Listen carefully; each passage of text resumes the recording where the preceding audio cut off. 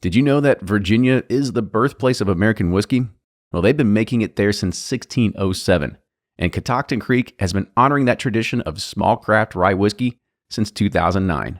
Virginia grain, Virginia water, and Virginia barrels. Catoctin Creek, the Virginia rye whiskey. This is brought to you by Smooth Ambler, a proud member of the Bourbon Pursuit family. Smooth Ambler builds on the traditional roots of American whiskey through innovative blends, proudly sourced whiskeys, and a unique line of their own homemade bourbon and rye recipes made in West Virginia. So venture off the traditional trail and go see them in Maxwellton, West Virginia. They'd love to welcome you to the family that they're building around their whiskey. Wilderness Trail is sweet mash Kentucky straight bourbon and rye whiskey, made by master distiller Shane Baker and fermentation expert Dr. Pat Heist. Whether it is high rye or wheated, cask strength or bottled and bond, Wilderness Trail is always non-chill filtered premium whiskey with unparalleled flavor. Distilled, aged, and bottled in Danville, Kentucky. So what you're saying is bourbon fans are probably the most annoying.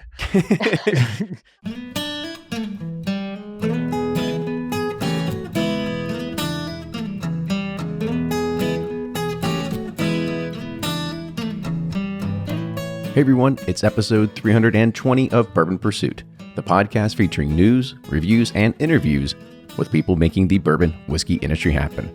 I'm one of your hosts, Kenny Coleman, and before we start today's episode, talking about what is craft whiskey by people in craft whiskey, here's your weekly bourbon news update. Jim Beam recently celebrated the filling of its 17 millionth barrel of bourbon since Prohibition, and remarkably, noted that it's filling the 1 millionth barrel during the 18 months of the pandemic. This milestone barrel was filled, sealed, and signed by Fred No, their 7th generation master distiller. Now, moving on to bourbon release news. Jack Daniel's is releasing its first age-dated whiskey in more than 100 years, and it's going to be 10 years old. The Jack Daniel's Tennessee Whiskey 10-year-old bottle design features a hand-drawn iteration of the original cartouche, and this will be bottled at 97 proof and priced at $70. Well, back on episode 295, it was a roundtable, and we discussed when does craft whiskey stop becoming craft whiskey?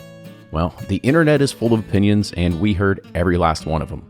Many of whom said, why don't you get some real craft distillers on the show and ask them? Well, we took your advice and did just that. We're joined by Becky Harris of Catoctin Creek and Alan Bishop from Spirits of French Lick, and talk about really what craft means to them. We discussed their thoughts on distillers and their sourcing, if they source, and also kind of how are they overcoming that craft stigma to really set themselves apart. Barrel Craft Spirits is always setting the bar for some of the best blends in the market, using stocks and barrels from around the world, and you can get your hands on some right now without leaving your house. Go to barrelbourbon.com and click the Buy Now button. With that, enjoy today's episode, and now here's Fred Minnick with Above the Char. I'm Fred Minnick, and this is Above the Char. This idea comes from William on Twitter at WillBram1 with the actual number 1 on November 8th, 2020. So I'm a little slow to getting around to it, but he brings up the idea of the rise of smoke wagon influence on social media on craft distilleries. Now, I think this is a really great topic, one that could actually be a Bourbon Pursuit roundtable. We've kind of talked about these things in the past, about how social media can have a real influence for a brand and everything. And we, of course, have had conversations with Aaron from Smoke Wagon, and, quite bluntly, Aaron is a personal friend. And so I talk with him, on a regular basis. Look, social media is, if you are a brand, it's much more enticing to build your own following than to pay a PR firm, an advertising firm, and all these types of firms when you can do it yourself. The power of social media, it allows people to stand out, whereas before, they'd have to spend 10 grand to get in front of you. So social media gives you instant access to people that you would not otherwise have. So that's the beauty of it. The downside of it is that there's a lot of fake noise going on, and so I think we've all kind of gotten used to influencers, and I mean, that's part of it. But in terms of like a brand and being able to, stand out on social media and have an impact on there, you got to have a story that resonates. And I think that's why Smoke Wagon, it does so well, is that Aaron resonates with people talking about, what he likes and smoking a cigar by the pool and talking about uncut, unfiltered small batch today. Woo! That gets people excited. And that taps into what we've seen into the vein of the Facebook groups. It taps into the enthusiasm. And generally, that comes with haters. So the minute that you get people that like you, you got people that hate you. And so there's like this huge back and forth of social media in like understanding how to make it work. I look at things very differently. But when I see a brand and, I can see all the stuff that they're doing and they're being, they're taking the photos with their iPhone versus like, having a major production around it. I like that. To me, that's more real. That's more genuine. But so that's what I look for. I look for the real stuff. And you can never go wrong with having a puppy or a kitty on top of a barrel that will make me smile every day of the week. But that's going to do it for this week's Above the Char. And if you're like William and you wanna tweet at me, just look for me at Fred Minnick. Just search for my name, Fred Minnick, or you can write me on fredminnick.com and hit me up with your ideas for Above the Char. That's going to do it for this week, folks. Be safe out there. Cheers, everybody. Welcome, everybody, to another episode of Bourbon Pursuit, the official podcast of Bourbon. Kenny, Ryan, and Fred here again, talking about a particular subject that we caught a little bit of heat for on a previous episode, just talking about, well, what do we think craft whiskey is? And what do we do what we do best. We give our opinions, and then we let the masses have at us, and they sure as hell did. There was a lot of disagreements on what they thought. That they said, why are you podcasters talking about what craft whiskey is? Like, why don't you get some people that actually produce craft whiskey to answer that? And as Ryan said before we started recording, that's right. That's probably a good decision. We should probably do that. We should have done that a long time ago. But to be fair, it is hard to find what is a craft whiskey. There's not really a true, there's a definition, but it's like pretty vague and pretty big. I think it's like 750,000 proof gallons of production a year, which is quite a bit. So I don't know exactly. So I'm excited to get schooled on it. That's what we do best. We're the dumbasses that show up and learn from the best. Yeah. To that definition, one of the things is that at least no more than 50% of the DSP is, can't be a producer of distilled spirits whose combined annual production of distilled spirits from all sources exceeds 750,000 proof gallons. So they're basically saying you can have like a small partner, like Constellation can own 30% of your brand, but if they own 51% of it, then you're no longer a craft distiller. And that's the definition out of ACSA, the American Spirits organization, American Spirits Council. I'm so glad we have Fred here to kind of like wing these things off, because you had it right, Fred. It was exactly what our definition was. So there we go. You've heard some of the voices. Let's go ahead and introduce our guests and dive right into it. So today on the show, we have Becky Harris, who is the head distiller at Catoctin Creek.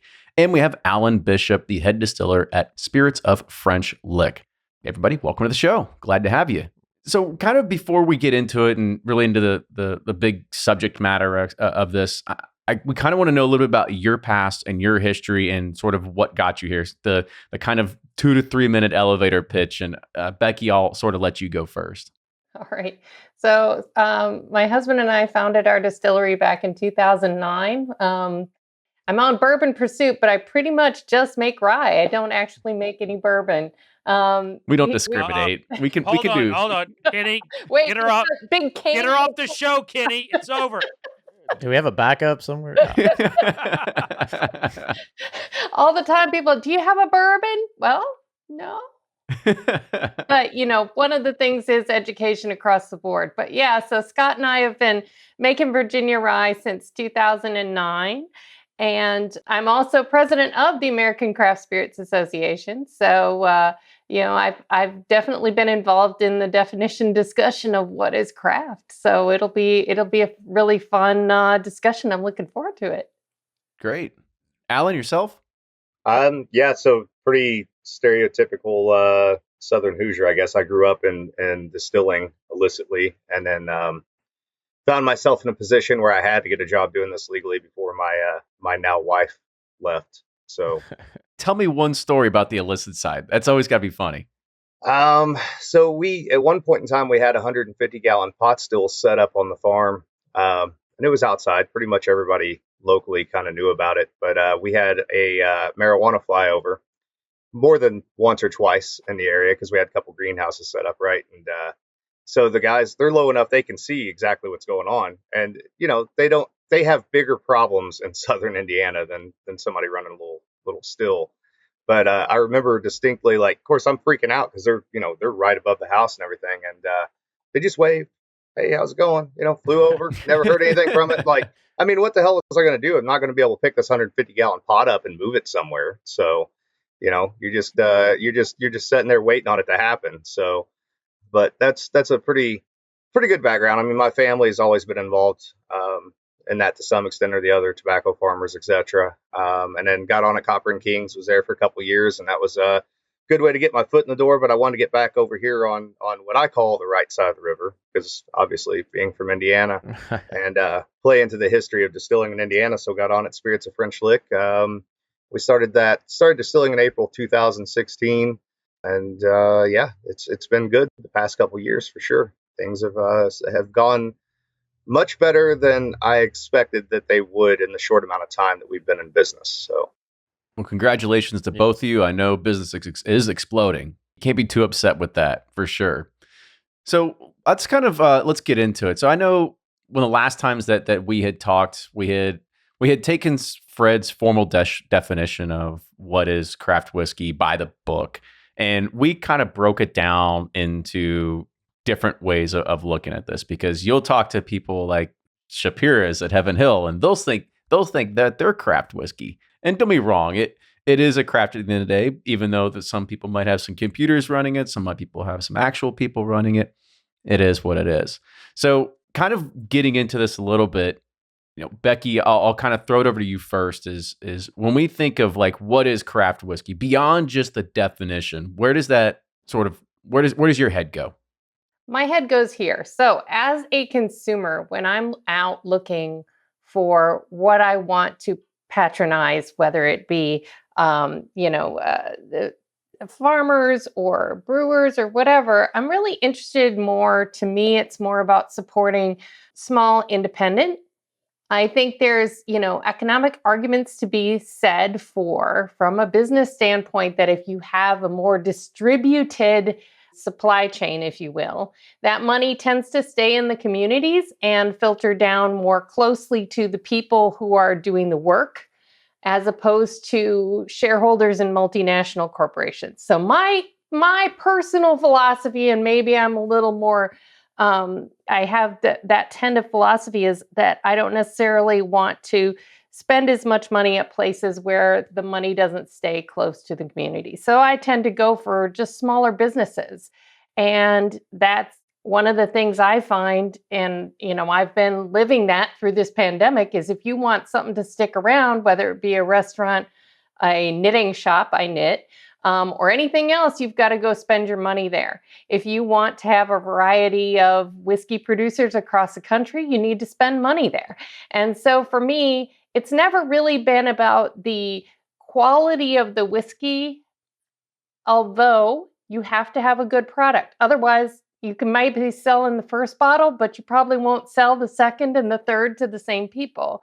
And so I think that there is a role for me in thinking about it really as small independent producer. I think craft is kind of a holdover from craft beer, right? It's kind of like that parallel where craft beer started because big beer sucks and big beer is boring, is, the thoughts behind it. And I think that kind of was just like, okay, now it's a holdover from that kind of went into distilling, even though it was never a problem with, Heaven Hill and and Brown-Forman. It wasn't like they were producing bad whiskey. Nobody was producing bad whiskey, but people started to get interested in what are different things that can be done. How can they be done in a locality, in a region where things are sourced locally? And where does that bring the product, and where does that bring the flavor to go? And kind of hearkening back to a time when there were 13,000 distilleries in the 13 colonies. And that was the history of this country. We had tons of tiny producers. It's actually really weird that we have, so few for so long. So I just think it's kind of that cycle. And I think that's where consumers are coming from, is they want to go out, they want to explore, whether they're traveling somewhere or whether they live somewhere. They want to go and explore what's available there and find something new and share it with their friends. And hopefully they enjoy it and they want to have more of it. Well, that's one way to really kick it off. I mean, I got some ways I want to break that one down, but Alan, a lot of points there. Yeah. So Alan, I kind of want to push it over to you as well, and we'll start kind of breaking these down as some smaller segments here. But just the idea of craft beyond the general definition. What does it really mean to you? So I agree with everything that Becky just said there, but I tend to be a little bit more philosophical in a lot of ways, I think, when it comes to the way that I think of craft. And it's very much the same way that she's talking about with the local thing and particularly the old distilleries. So the first thing that I'll say is that all the big guys make great product. There's not one of them that doesn't make a good product. And I've joked many times that there was a time when Heaven Hill should have just went ahead and put a Heaven Hill tax on my check and taken it, just like Disney does, because I have a kid. And I say that with no shame whatsoever, for sure. But I think that we're harkening back to something much older here and something completely new at the same time. So the older thing is that pre-prohibition thing where distilleries were part of a local food shed. They were part of a local watershed. They're uniquely tied to the community. I think the pandemic really proved that that's the case, especially with the hand sanitizer thing, one way or the other, and curbside pickup, all of that good stuff. But the other part of that is the more modern side of it, which is, bourbon went through, and rye, everything really went through this sort of, when industrialization hit in the 1870s, everything kind of shrank down to a spectrum, right? And then after prohibition hit, the spectrum got smaller. But there's a million and one different ways to make these products, right? And so for a craft distiller, for me, I think the mentality of a craft distiller is, let's leave some of the efficiency issues off the table and focus on flavor and focus on what those local flavors are and what you can do in a very unique way. And you're probably not doing anything new. I mean, there's likely not any of us doing anything really new that farm distillers or small industrial distillers in the 1800s weren't doing.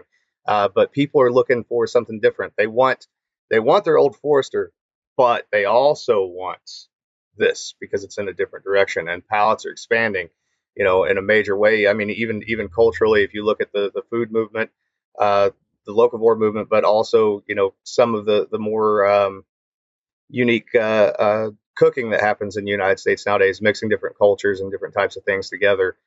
People are really ready for something new on the palate. And again, I love those big guys, but Kentucky bourbon is a spectrum. It's a very small spectrum for a very long time, and now that's expanding again to what it should have been and should have stayed, in my opinion. So there's a common thread that you had both talked about, and that's the ability, and Alan, you had said watershed, and having your kind of local community around it. Do you see bigger distilleries as kind of hurting that ability to kind of create a cult following that happens in your backyard? Because people are, they're getting into bourbon and they just go to the shelves and they see the Old Forester, they see whatever, and then they don't really know what's there in their backyard. And maybe you don't get an opportunity to win that customer, win that mind share.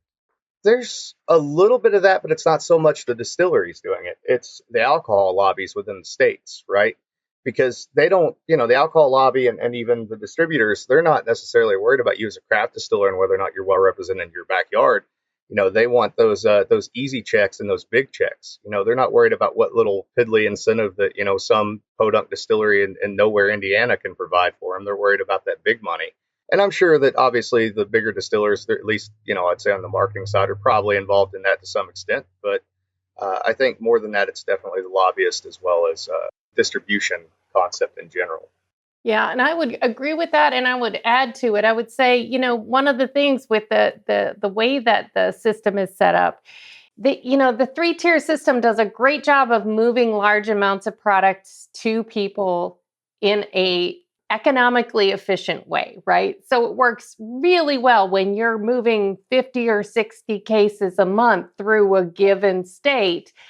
But it doesn't necessarily work very well when you're getting started from a small distillery's, portion, and you just are moving small numbers. It doesn't make sense. And that's really where there's small distilleries struggling to kind of break through in new markets because they don't make sense for a lot of distribution to carry. And that's really where, I mean, personally, from an advocacy standpoint, my passion is right now is in Kentucky has made big strides in that recently with allowing distilleries to ship direct to consumer. And if you're talking about the kind of stuff that I'm spending my time working on as I talk to people around the country and to lawmakers around the country, it's going to be about we need direct to consumer across the board. We need parity with wine. Nobody's saying wine business isn't doing great. There are wineries in every state now, and they're small businesses and they have followings, and it's because they can connect with their customers. And it's so difficult as a small producer to have people come visit you and they want to ship something home and you can't tell them you can't. You're not allowed. And, that's, I think, when you want to talk about the things that are making things difficult, it's not really the big guys that are doing that to us. It's actually the structures that are built to move alcohol through this country is really the biggest thing that gets between customers and accessing unique spirits around the country. So I will jump in and say that first of all, that's the first time anyone's ever referenced a three-tier system as quote beautiful on this podcast. We do a good job of trying to tear that down a few pegs, don't we? That was pretty fascinating. And Alan, Becky, I think you did a great job kind of talking about the business the side of it and a lot of it. Now, coming at it from a consumer perspective, I don't think it's the system, Becky, that keeps the craft whiskey side down a little bit. I think it's the fact that there's so much young whiskey that comes into the market at a high price, and people do not.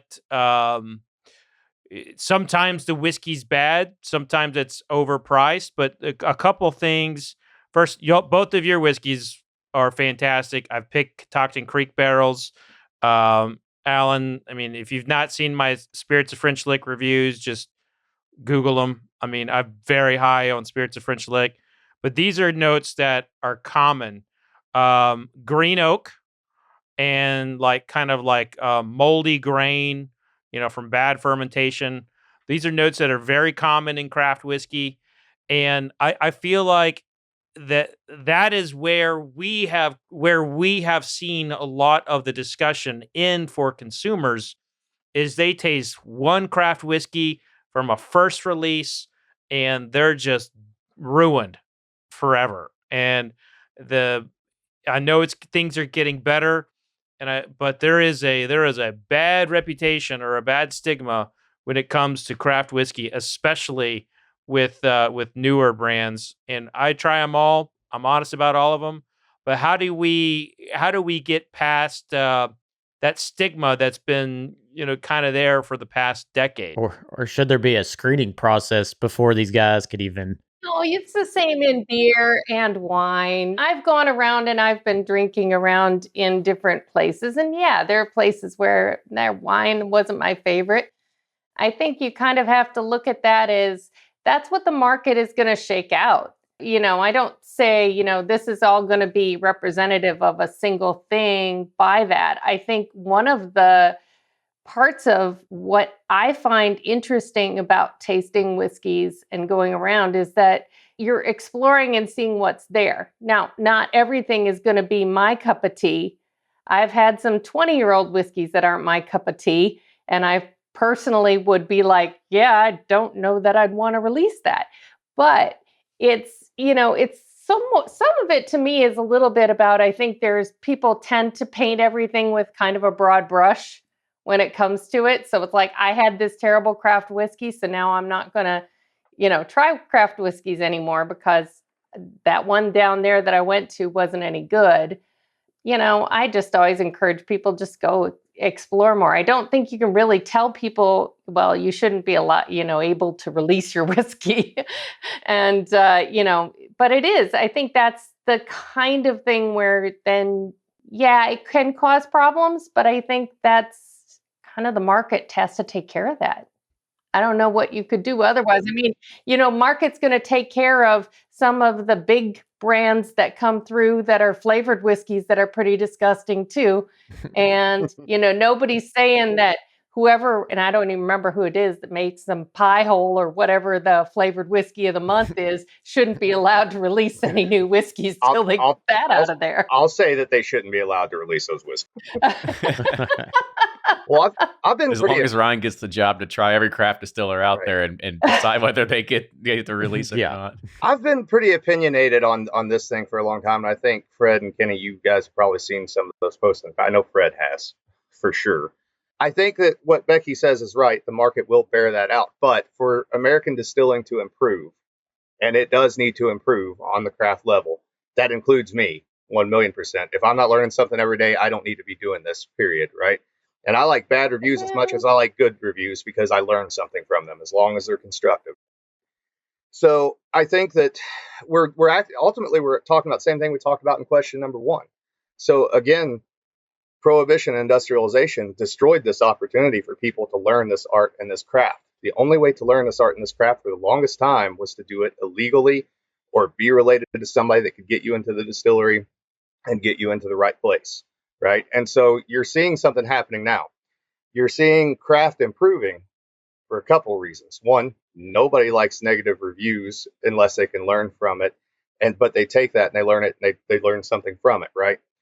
2 is because all the distillers that came into this early on in the craft, they put out some bad product. And I'm guilty of this even with some of my friends. Sometimes I'll go to liquor store, see their bottle on the shelf, be like, I should buy that. But I've been burned before for $50 something, $60, $70. I'll just go buy, Heaven Hill, Old Forest, or whatever, right?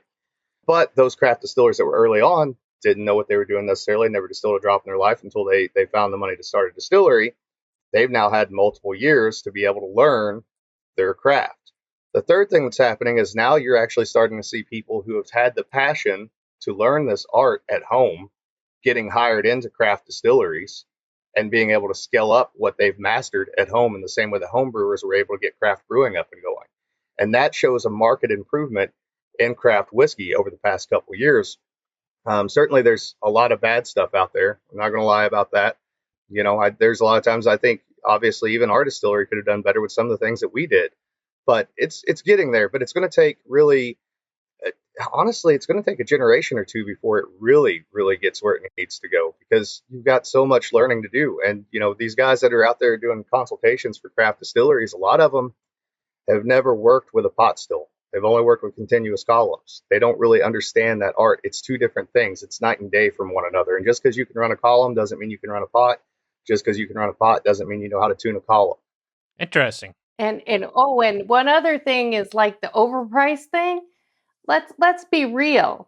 The big guys are pricing their whiskey below what it could bring market on a lot of expressions, because that's why the secondary is running so hot for a lot of expressions, or things are priced high on a lot of expressions, is because the demand is outstripping the supply of a lot of these things. And so maybe they're not even raising their prices to where the market should be for them. I mean, small producers don't have the economies of scale that the big guys do. So, saying something's overpriced, well, yeah, it's priced high, but it's priced appropriately for what it costs a small producer to make. Yeah, we talk about that all the time. And I think one of the greatest victories that, craft distillers can bring to the table right now is how the big distillers have begun to imitate what you all have been doing since the early 2000s, like 4 grain. I'm a sucker for 4 grain. I think that's been from the Penelopes to the Spirits of French Lick.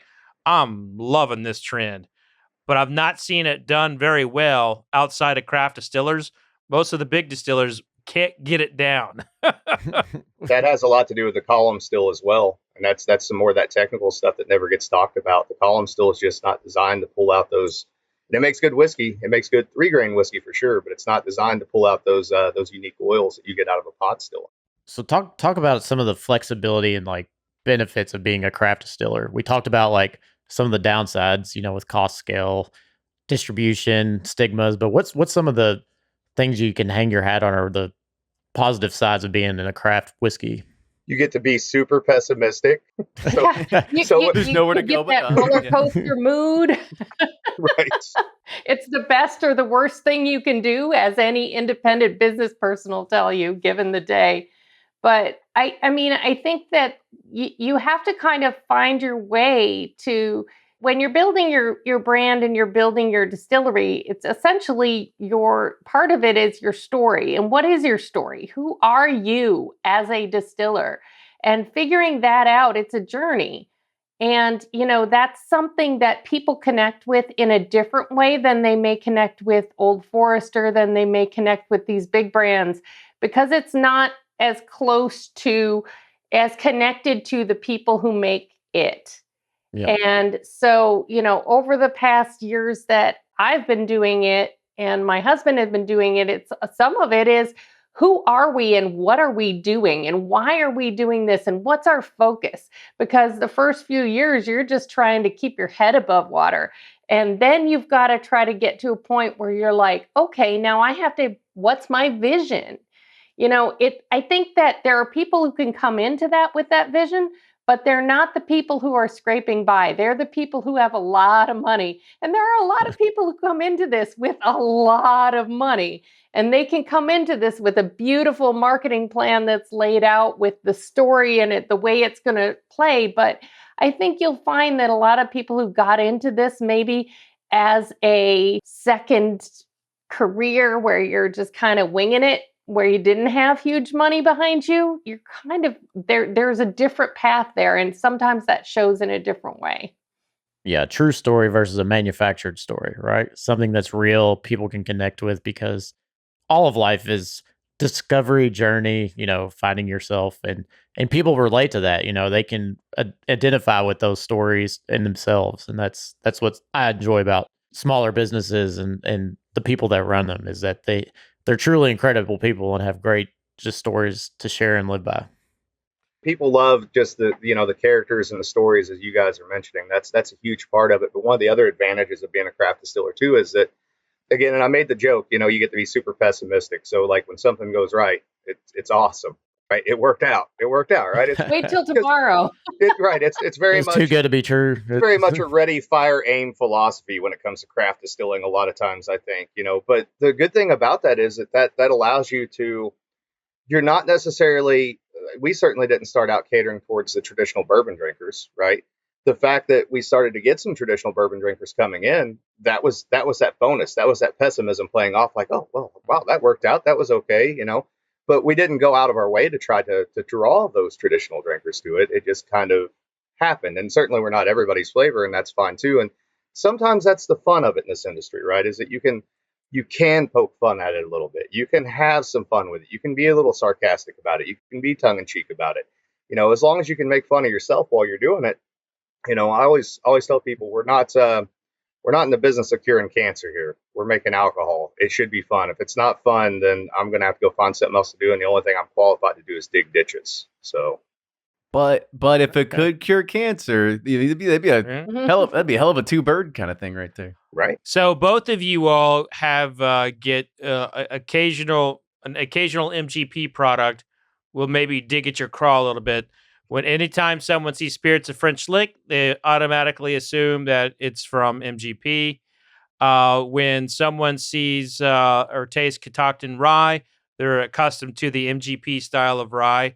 How do you all feel about the sourced whiskey game and how it impacts you all in the store and with consumers? Spirits of French Lick exploded onto the distilling scene early in 2016 as Indiana's largest double pot still distillery. They employ old world sentiment with new world attitudes, delivering the finest handcrafted bottle and bond bourbons to an audience eager for an alternative to the big guys. And their distiller, Alan Bishop, uses historic Hoosier yeast strains, alternative grains, and 53-gallon number 2 char barrels to bring you spirits with unparalleled quality and depth of flavor. You can find all Spirits of French Lick's products and new releases on sealbox.com. But don't just take Fred Minnick's word for it. Find out for yourself. Check out spiritsoffrenchlick.com and follow them on Instagram, Facebook, and Twitter. And remember, always drink responsibly. Savor every drop of summer at Total Wine & More, because they've got a sizzling lineup of pours for the great outdoors. Get ready for the holiday weekend with their top 12 wines under $15. And beat the heat with refreshing bourbon cocktails. So why not serve a brown derby made with bourbon, grapefruit, and honey at your next barbecue? Then taste your way to a new favorite. With over 500 bourbons, Total Wine & More is the place for whiskey lovers. Looking for something new? Well, check out McFarland's Reserve Kentucky Straight Bourbon. Extra wheat in the mash bill makes it especially smooth. You're sure to find cool prices on over 8,000 wines, 4,000 spirits, and 2,500 beers in-store or at TotalWine.com. Heaven Hill Distillery just launched a 3D behind-the-scenes tour of their Bernheim Distillery, the largest independent family-owned bourbon distillery in the world.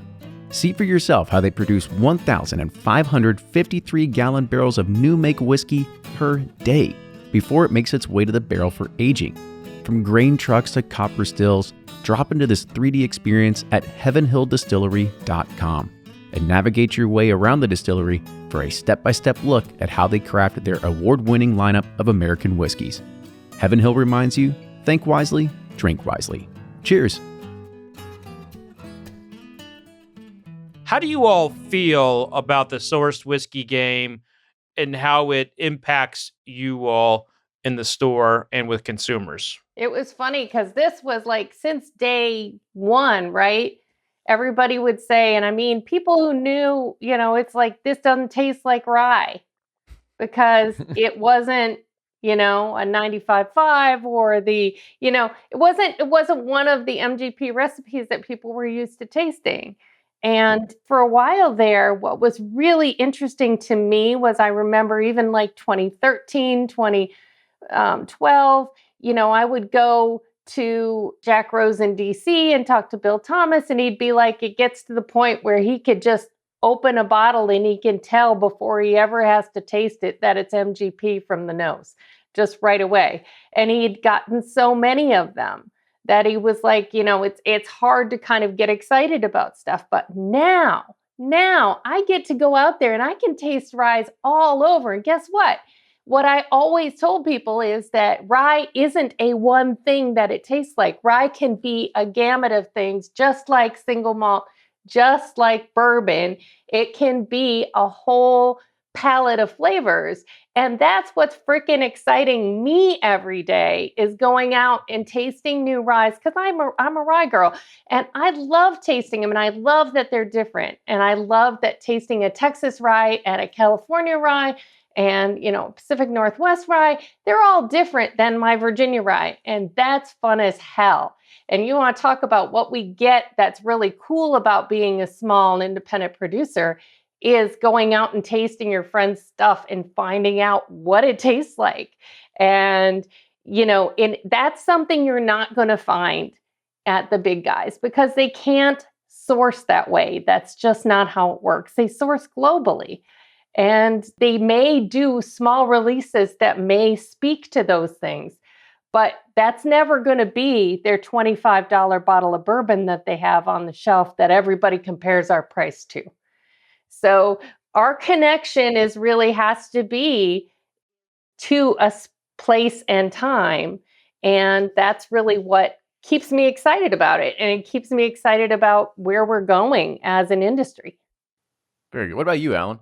For us, MGP is kind of a double-edged sword because, being in Southern Hoosier land over here, MGP kept the lights on for the rest of us, until the state got their issues with alcohol figured out or currently figuring them out, hopefully.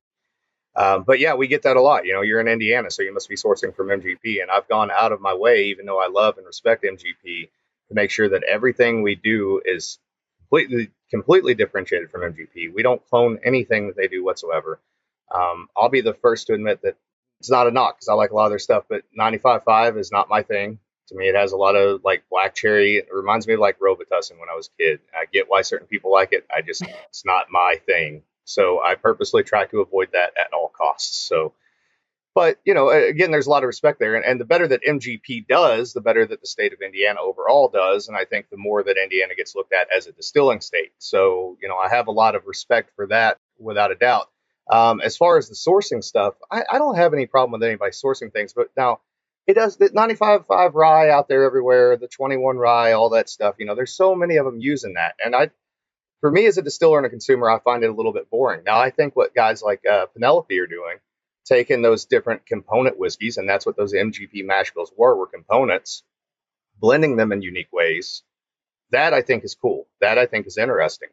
I would like to see that happen with somebody using exclusively craft distillers to do that. Go to your craft distillers and find, some odd mash bill that they have a few barrels of off in the corner and they don't know what the hell they're going to do with it because they don't know how to label it for the TTB or whatever. They have no market for it. Buy from 5 or 6 different craft guys and put out a special bottling of something, once a year or something that highlights those craft guys. In the same way that Penelope's doing it with, the MGP mash bills or whatever, that's out there. I think that's a cool thing. And You just gave us an idea. I was like, Yeah. send around a few barrel samples. Free Who idea, knows? We might guys. have, Come I was like, we might have a new business plan here at the end of this thing. Listen, I do take gratuitous checks for ideas. If you want to write me one, I have no shame. What's your Venmo? We'll go ahead and put that up there. $5 to the Hoosier to get a better internet connection. It's all good. So Alan, you were talking about how you weren't set out to attract bourbon drinkers and whatnot, but you're not too far from bourbon land. Bourbon. You're an hour and a half from Louisville, and how much is that the popularity of bourbon benefited you guys? People coming in, either driving through Indiana or they're in Louisville. It's not too far. Talk about that, how that's helped you, and vice versa with Becky, if how the bourbon boom has helped her as well. It's definitely helped a lot. It's a weird thing and the trajectory with my career coming from the home distilling side, because it seemed to me like not even just craft, but the major part of the spirits boom in the past 10 years kind of happened at the same time that there was a certain TV show that Fred's been on a couple times got popular too. So the moonshine thing got popular at the same time that the craft distilling thing started going, which I don't think is coincidental, ironically. But being in on what in Kentucky you would call the wrong side of the river over here, and not having people who've written about the history, etc., it's helped out a lot in that bourbon got up and going. But you almost have to keep that momentum going, right? So I have to constantly be researching the history, because I almost have to bourbon people justify my existence in southern Indiana, because people think that the river is somehow magic and nothing good can come from the north side of the river, because they don't know the history of the Ohio Valley in general. They know, from the Louisville side going south, and that's what they know. So they don't. We all just get the weather an hour or two different from each other. So Right. It's Yeah. It's either to the north or south or to the east, as Becky is. We get it just an hour before her. So. The good thing about bourbon people is that they're uniquely interested in things. They're willing to try different things.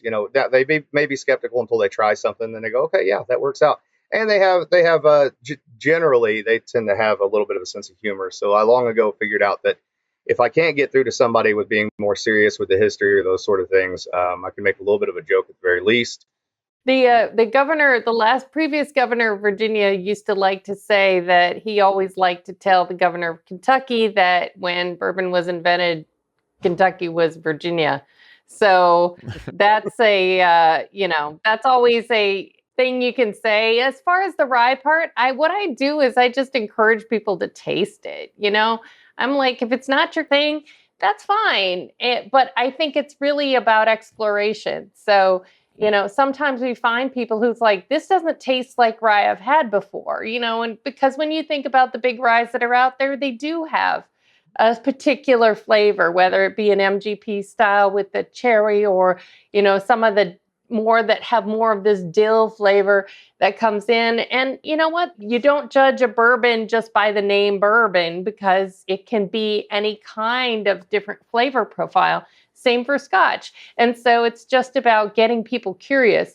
And I think it's a little easier than it used to be, just because there's a lot more rye out there than there was back in 2009, 2010.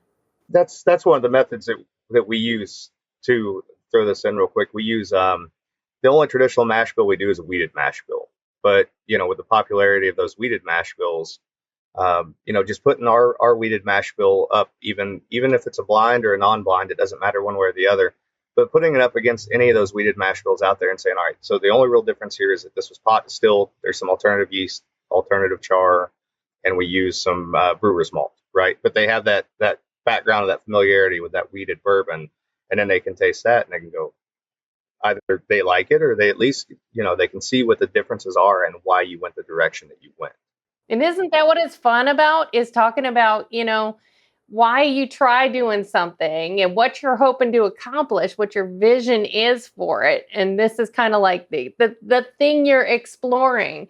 And, as people hear that, they're like, oh, I kind of see that. And I find that interesting, and whether or not it may be their flavor cup of tea, at least they get some respect for what you're trying to do. Because I think that when you have the producers out there that really want to do this and have a passion for it, you do have a vision of where you're trying to go. And, and I think that's really what the part is that's the most fun about talking to people about whiskey. So what you're saying is bourbon fans are probably the most annoying. And they're the hardest to, and they're the hardest to convince or whatever. At least I don't have to tell them why I can still make bourbon in Virginia. You're the ones that get us out of bed in the morning, is what it is. You're the ones that are like, I'm going to go show them today, by golly. Just throwing darts at us, those damn corn lovers.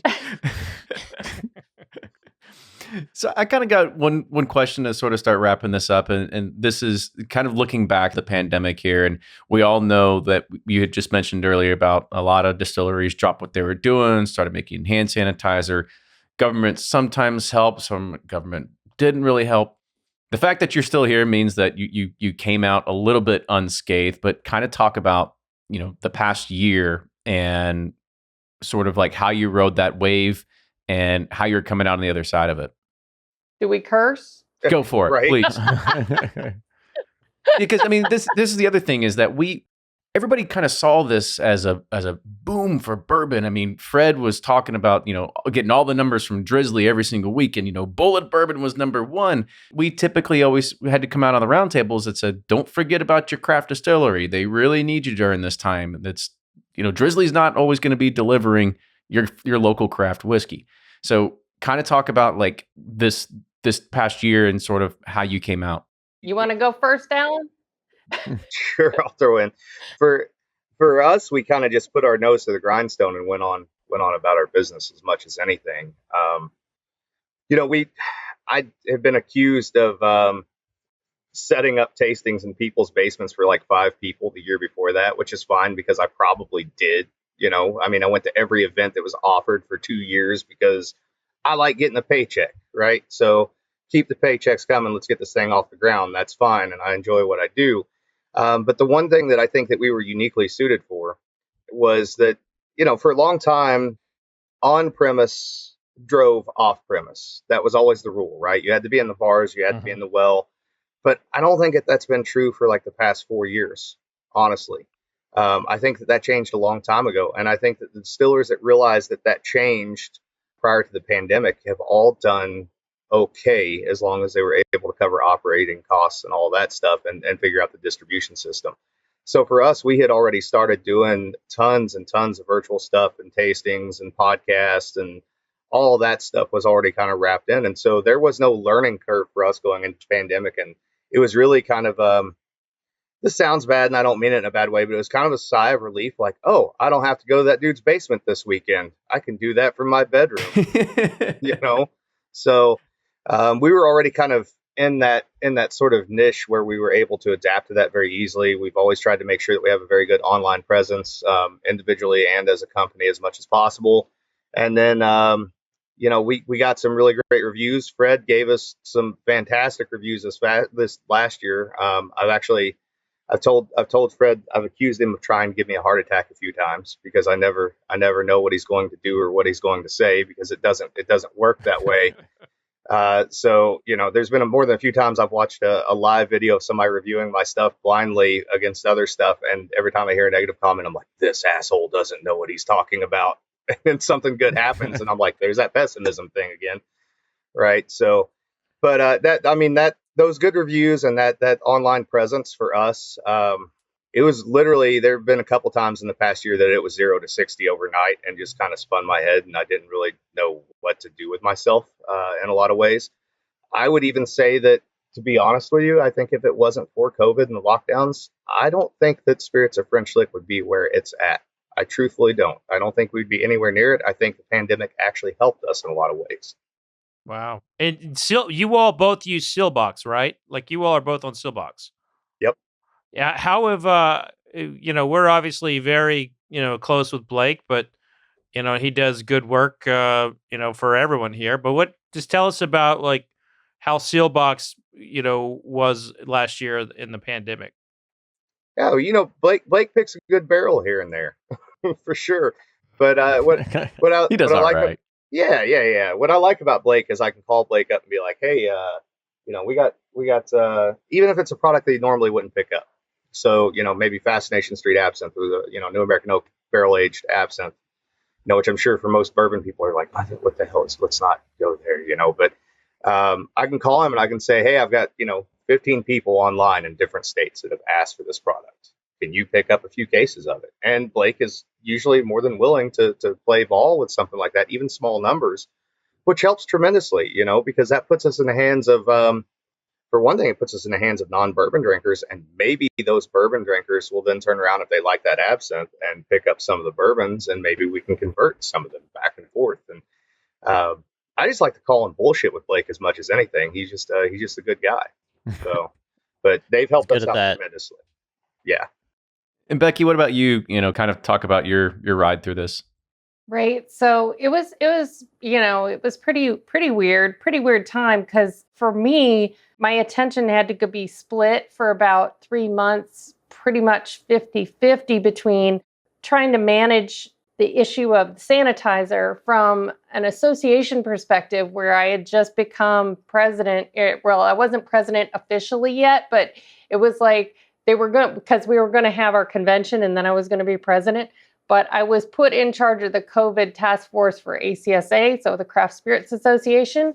And the first thing that we ran into was the sanitizer issue. And so one of the things that we did right away is, in the committee that we had, we're all producers. So the first thing we did was seeing when this is coming and people are going to start doing this, it's all right. This could go south for people really quick if people start messing this up. And so what are the laws? How do we navigate it? And who do we talk to make sure we need to get the right information? And then we need to pass that along to all these people doing it, so that nobody does anything wrong, nobody gets sick, everybody stays legal, right? Because that could go really wrong for a lot of small businesses.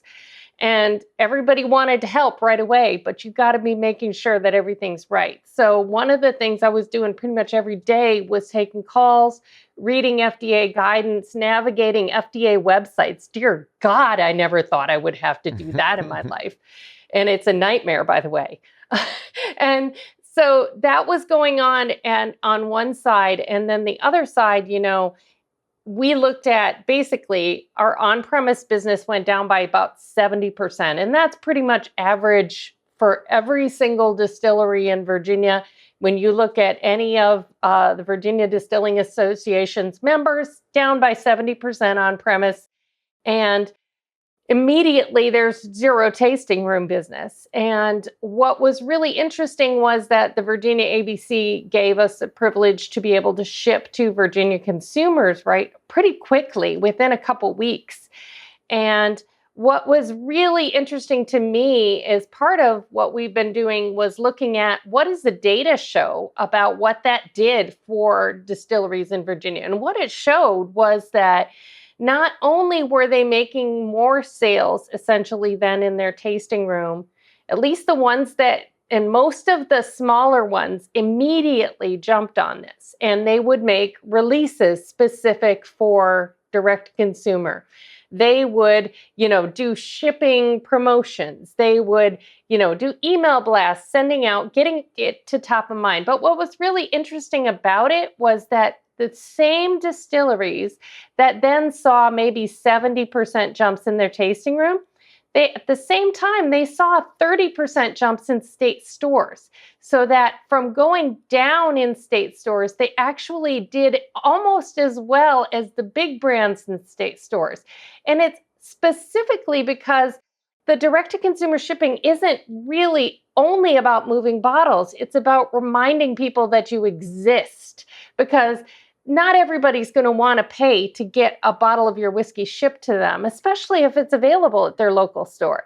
They're just now remembering you, though, and they'll say, oh, you know what? I'm going to pick up a bottle of Catoctin when I'm going to go get my, I'm going to make a Boulevardier, so maybe I'll get some Campari and some vermouth, and I'm going to get the Catoctin instead of something else. And so for us, we really saw it as, and that's really informed kind of my advocacy about this, because it's really just about bringing things to people's minds. So trying to manage that during the past year. And then, of course, we did see, we've had distributors drop us because, they started pruning their books when the pandemic was partway through. So it's like, oh yeah, you're not moving as much as we want you to, you're out. So then you're figuring out, okay, now I've got to find new distribution for this. So there's a lot of things, I think Scott and I were talking to John Little not long ago, and we were kvetching a bit. And I said, it does feel like you're working twice as hard for every bottle that you're selling. And, we're doing okay. We didn't have to let anybody go. We had to keep everything going. But at the same time, you're doing events at night. You're doing, you get up in the morning, you're working the day, you're doing 2 or 3, events and calls and Zooms and stuff. And that's just a new reality at that point, and part of me is going to be kind of excited to go see people at events again. And not be up till 9 p.m. on a Tuesday trying to Well, I'm always up till 9 p.m. on a Tuesday. I'm not my husband. He's in bed by 9. I don't know if Becky had the same experience here too, but the other thing that really kind of helped us with COVID a lot was, the big guys started pulling back on their barrel selection programs, and we were lucky enough to be able to step in on that in a lot of cases and in a lot of states. And our barrel program really kicked off with COVID. That's really what started the barrel program, and it's been insane since then. It hasn't slowed down; it's picked up. So, yeah, I'd agree with that. Yeah, yeah. I think there were not nearly as many picks out there, and a lot more people, a lot more retailers, specifically. We had done a lot of barrel picks for restaurants or restaurant groups, but those basically dried up. But then on the other side, you saw more retailers picking up. I think restaurants are coming back. We're starting to see restaurants come back and start wanting to do some things and do some barrel picks and do stuff. So I think ultimately, but I think, the paradigm's changing in some ways, and ultimately it'll probably be for the good, because I think that the old restaurant paradigm of $2 and change an hour and you live on tips may be finally going to be changing, and people will recognize, I think as a society, we have an addiction to cheap food, cheap drink, and a lot of times things are priced under what they should cost if you really want to, create a sustainable food system where people earn living wages and such. So I think, maybe we all need to do a little less and do a little better. I know that that's changed my consumption, and I drink less and drink better.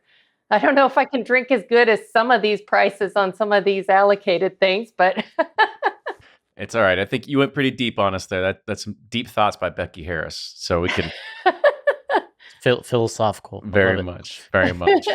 But Becky and Alan, I want to say thank you again for coming on the show, really talking what is craft whiskey to people that are producing craft whiskey, and not just a few different podcasters and an author. But, we talked about everything from pricing to grain selection. How do you make yourself different? The government, we covered a lot of different things in here. And so this was it was a real pleasure to kind of get your take and your angle on this side of the market. So thank you once again. So before we kind of close it out, Becky, I'll let you go first. Just let people know once again about Catoctin Creek, and if they want to know more about you, where can they find you? Yep, we're on every single platform at Catoctin Creek would be our handle for social media, and catoctincreek.com. It's CATOCTINCREEK. And you can find us on all the socials and reach out anytime. Come and visit us in Northern Virginia. And Alan? Yeah, you can find me at spiritsofFrenchlick.com. Also, all of our products at Sealbox.com. We're on pretty much all the social media as well. You can also find my social media where I do a lot of posting every day about, different things we're doing around the distillery and those sorts of things. And then if you're interested in Indiana distilling history, alchemistcabinet.wordpress.com. And I will vouch for Alan's quality rants on Facebook. So give him a follow on Facebook. Yeah, Good high quality ranter that Alan is. Don't check my Facebook if you're easily offended, because eventually you're going to get mad at me. It's the way it is. But once again, thank you all for joining. Make sure you follow them. You can find all their products at Sealbox. And also thank you once again for helping support this podcast. We definitely greatly appreciate it. And follow Bourbon Pursuit wherever you get your podcasts. Also go follow our good friend Fed Minnick on his own YouTube channel. But with that, I want to say cheers, everybody, and we'll see you all next week.